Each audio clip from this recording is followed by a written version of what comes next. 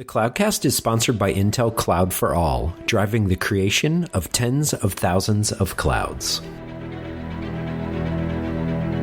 Cloudcast Media presents from the massive studios in Raleigh, North Carolina. This is the Cloudcast with Aaron Delp and Brian Gracely, bringing you the best of cloud computing from around the world.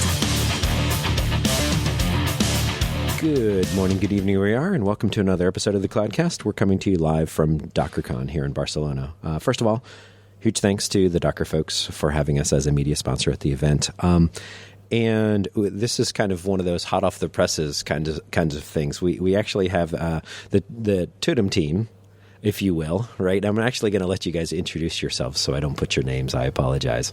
But really what we wanted to kind of dig into here is very recent acquisition, probably 4 weeks at this point? That's all right. And really kind of figure out, a little bit of the jigsaw puzzle pieces and where everything fits in. So if you guys don't mind, quick introduction.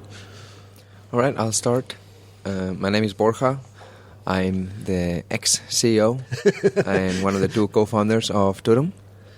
My name is Fernando. I'm the CTO, ex-CTO and ex-co-founder of Totem. Well, you're still a co-founder. Yeah, right. You get to keep the co-founder. Yeah, you're grandfathered into the co-founder title, without a doubt. So let's just start at the start. A little bit of background on why the company and the roots of the company, and then we'll kind of worry about Docker and everything else afterwards. But what was the kind of use case you guys really tried to found here and start? And then, you mentioned before we hit record, you've been to all the DockerCons, so you've obviously been in this ecosystem for a while. So tell us a little bit about that. Absolutely. So I like to start from the very beginning, right? You think about Docker being unveiled to the world March of 2013. We first learned about Docker in June of that same year, so very early days. And we started working with it that summer and had a product up and running for a private beta in the fall of 2013. So these were the days before anybody had really heard of Docker, when Docker was still run by a company called .cloud, and when that team, I think, had 15 people or so. We got to meet the Docker team, the .cloud team back then. I think 15, 20 people. We got to meet them come December of 2013. And really the reason why we started was we saw a gap between traditional platform as a service, think Heroku type services, and infrastructure as a service, think the Amazon type web services, right? And that gap was that with PaaS, developers were given a lot of simplicity, but they were lacking all the flexibility. They were given a lot of constraints. Your application has to look like this. It has to fit in this box. On the other hand, infrastructure as a service, the Amazons of the world, there was a lot of flexibility, a lot of control, but that came with a huge management overhead. There was no simplicity whatsoever. What we saw in containers was a sweet spot right in the middle that said, hey, anything inside the container is yours. So you keep all that flexibility, but then we can build a platform around that container that provides the simplicity to really scale, move around, deploy, redeploys, and the rollbacks. So provide all these features to your application that are traditionally very hard to implement on an infrastructure. Yeah. And the biggest thing was, I would say, and I apologize because the days really are running together. Was it yesterday's keynote or today's keynote where you did the demo? It was today, this morning. Okay. Maybe I shouldn't ask you guys either, right? But so it was really fascinating. Yeah, I really keyed on that as a kind of an ex-operations guy. Without a doubt, the idea of really rolling things out and the ability to kind of stage rollouts and all of that. So I would encourage everyone, if you haven't seen the keynote, definitely at least go back and take a look at the demo, without a doubt, because I thought it was very well done and very educational. From the operations side of the house, without a doubt. So then I guess maybe let's move on slightly a little bit and say, why Docker, right? What brought you to where you guys are now? So as Borja said, Docker gave us the technology that we could use to provide simple yet flexible service to provide applications. So we started being a hosting service, actually. We started running the containers ourselves, charging per time. We moved away from that architecture because... Really kind of similar the way that .cloud spun off Docker. Right. Right. We were a true container as a service. We were hosting containers on infrastructure, and we said, that's great. We don't want to be in the infrastructure business. Let's move out of that and let people bring their own infrastructure. Right. There were some security concerns about that. Sure. We made an implementation of user namespaces back then. That was like a year and a half ago in order to support that model.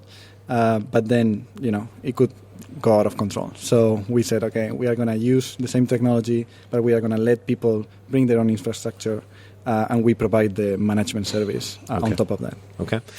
Go ahead. So one of the things that Docker really provided us with was a black box.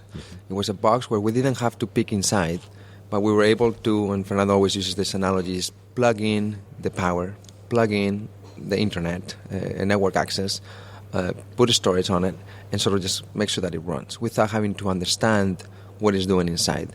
That was very powerful, and that was something that didn't exist, and we didn't have access to it easily before Docker was created. So that's why we bet on this technology. Sure, and it makes sense. And again, the operational aspects is so to kind of review the keynote just slightly. It was an application running across not just multiple data centers, but if I remember, one set running in AWS, one set running on-prem, right. And then kind of doing failing one and scaling up the other side to compensate, and a lot, and as well as an upgrade kind of thing. So all of those things, the operation people kind of tend to shy away from if possible at times, right? That it gets a little scary or gets very complex. Right, and I think that's why Docker is so powerful. Is because it flattens the technology. It doesn't matter if you're running on AWS or DigitalOcean. It looks the same. It's memory, CPU, network, and then Docker provides that portability that people can use to to move between providers, move between regions, and that's what we leverage to provide those capabilities into them. And kind of putting all the pieces together, is it fair to say then that the long-term goal is it will run above the Docker Universal Control Plane and almost be a kind of manager of managers or an operations aspect over a lot of the different runtime environments? Is that I think that's a fair statement, absolutely. So if you look at what the Universal Control Plane is doing, they're really building the core ops technology, right? More of a bottoms-up approach, and with Turum building more of a tops-down approach. And absolutely, there will be a place where they meet and leveraging a lot of the technology and the tools that this Universal Control Plane is bringing to users. Bringing that into the Turum world makes absolute sense, as similarly bringing the Turum side of the features into the Universal Control Plane world. It's just the sweet spot of both technologies kind of coming together.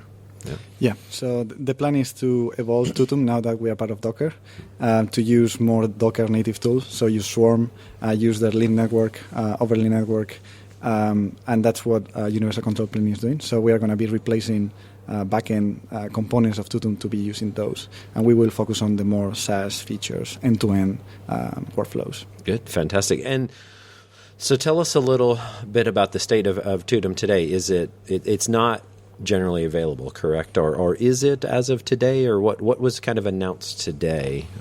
Early access? Right. Is that what it was? That's right. So we've been running a public beta for some time now. The last few months have actually, the team we've spent just working on stability, making sure that the service is performant, onwards to getting to general availability. Today at DockerCon we announced early access, which means that those people, and we have a number of customers that are already using Tutum in production, despite it not being generally available, can now actually sign up for early access and support. That will help us get ready for general availability coming very soon. Fantastic. Great. I think that will about do it for today. I think we're out of time for now. Where can everyone follow the both of you, find out more about both the product and kind of follow everything going forward? So you can check out Tutum at tutum.co.go, sign up for an account and try it out.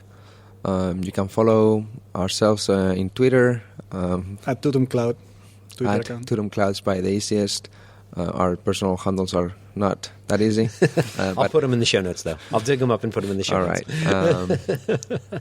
And yeah, I guess that's that's about enough following for both of us. Fantastic. All right, guys. Well, thank you very much for your time today, and thank you everyone for listening. Take care.